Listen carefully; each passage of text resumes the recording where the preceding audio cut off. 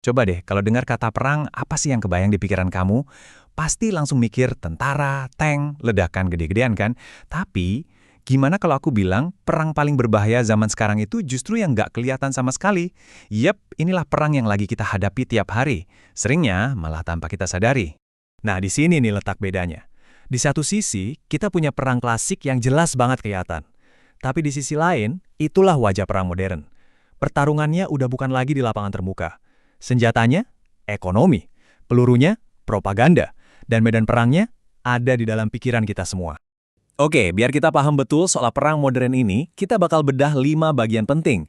Kita mulai dari kenalan sama wajah baru perang, terus bongkar taktiknya lewat konsep perang asimetris, habis itu kita lihat gimana ini semua kejadian di sekitar kita lewat perang budaya, lanjut ke arena utamanya, yaitu pikiran kita, dan yang paling penting, gimana caranya kita bisa jadi pejuang yang tangguh di tengah pertarungan ini.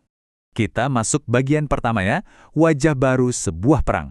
Di sini kita bakal lihat gimana konflik terbesar abad ini tuh bukan lagi soal ledakan, tapi soal keruntuhan dari dalam. Ingat ya, nggak kelihatan tapi tetap mematikan. Coba deh bayangin ini, sebuah negara bisa lo dibuat goyah, bahkan hancur lebur, tanpa ada satupun tembakan. Loh kok bisa? Ya bisa, lewat tekanan ekonomi yang bikin napas sesak, atau permainan politik global yang super ribet. Dampaknya tuh nyata, korbannya ada, tapi perangnya disembunyiin. Dunia kelihatannya adem ayem, padahal di belakang layar lagi ada pertarungan yang sengit banget. Nah, sekarang kita masuk ke konsep kuncinya nih, di bagian kedua, perang asimetris. Kalau perangnya aja nggak kelihatan, ya jelas cara bertarungnya juga beda. Ini soal kondisi di mana pihak yang kelihatannya lemah, justru nggak mau main pakai aturan yang sama kayak si kuat. Jadi, apa sih sebenarnya perang asimetris itu? Gampangnya gini, ini tuh pertarungan antara David lawan Goliat. Kekuatannya jomplang banget kan? Nah, pihak yang lemah ini nggak ngandelin otot, tapi ngandelin otak. Mereka nggak bakal maju adu jotos, tapi pakai strategi, pakai cerdik, nyari celah sekecil apapun di pertahanan lawannya. Yuk kita bedah strateginya. Pihak yang lebih lemah ini, dia nggak akan adu kuat, tapi adu pinter. Serangannya tuh dari tempat yang nggak terduga, nunggu sabar banget sampai momennya pas, terus hap, hilang lagi. Intinya, mereka nggak mau ikut aturan main lawan. Justru sebaliknya, mereka bikin aturan main sendiri. Dan ini bukan cuma teori loh, sejarah kita sendiri punya contoh keren, perang di Ponorogo. Taktik gerilya dipakai buat bikin Belanda kelimpungan. Nah, prinsip yang sama ternyata masih berlaku sampai sekarang. Kita bisa lihat contohnya gimana negara seperti Iran misalnya, pakai jaringan dan tekanan psikologis buat ngelawan kekuatan yang jauh lebih besar, bukan adu senjata langsung. Oke, kita geser ke bagian 3. Karena taktik asimetris ini nggak cuma terjadi antar negara. Medan perang terbesarnya justru ada di sekitar kita. Inilah yang namanya perang budaya, di mana arena tempurnya adalah, ya, kehidupan kita sehari-hari. Coba deh, kita jujur-jujuran sebentar. Jawab pertanyaan ini dalam hati. Apa sih yang paling sering kamu lihat di layar HP-mu tiap hari? Tontonan, tren, gaya hidup, kelihatannya kan cuma hiburan biasa aja ya. Tapi, yakin cuma sebatas itu? Nah, disitulah letak perangnya. Semua konten yang kita makan tiap hari, yang kelihatannya asik dan seru itu, tanpa sadar lagi ngebentuk cara kita hidup loh. Sesuatu yang dulu kita anggap salah, lama-lama kok jadi biasa aja ya? Standar benar salah kita pelan-pelan geser. Gak ada yang maksa, tapi kita dibiasakan. Kalau perang budaya itu terjadi di sekitar kita, maka arena finalnya ada di dalam kepala kita sendiri. Yap, kita masuk ke bagian keempat, pertarungan pikiran. Inilah medan tempur yang paling menentukan. Coba perhatiin deh pergeseran ini. Dulu, hal-hal kayak hijrah atau menjaga diri itu dianggap mulia, dianggap keren.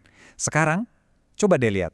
Hijrah dibilang lebay, menjaga diri dianggap kuno. Ini tuh bukan kebetulan loh, ini pergeseran yang sengaja dibuat secara sistematis di dalam pikiran kita. Jadi, poin paling pentingnya tuh di sini. Bahaya terbesarnya itu bukan perubahannya, tapi pas kita nggak sadar kalau kita lagi diubah.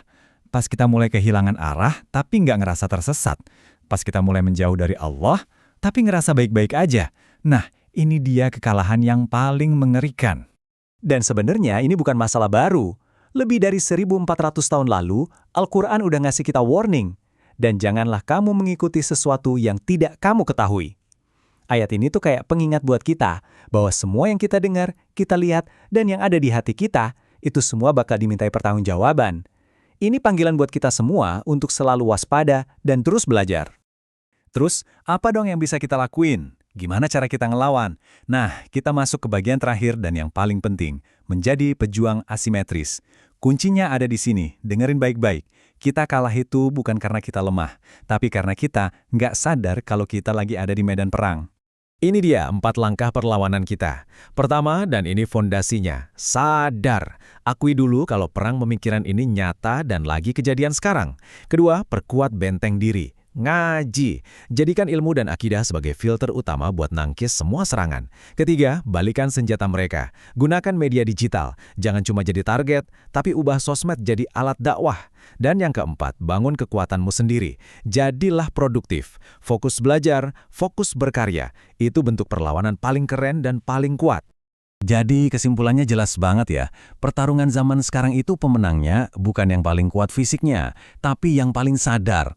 Sadar ada serangan, dan sadar gimana caranya menjaga diri buat tetap lurus di jalan yang benar. Jadi, sadar aja nggak cukup. Sekarang waktunya bergerak, waktunya berjuang. Karena di medan perang pikiran ini nggak ada yang namanya warga sipil. Kita semua ini ada di garda terdepan. Kamu adalah seorang pejuang asimetris.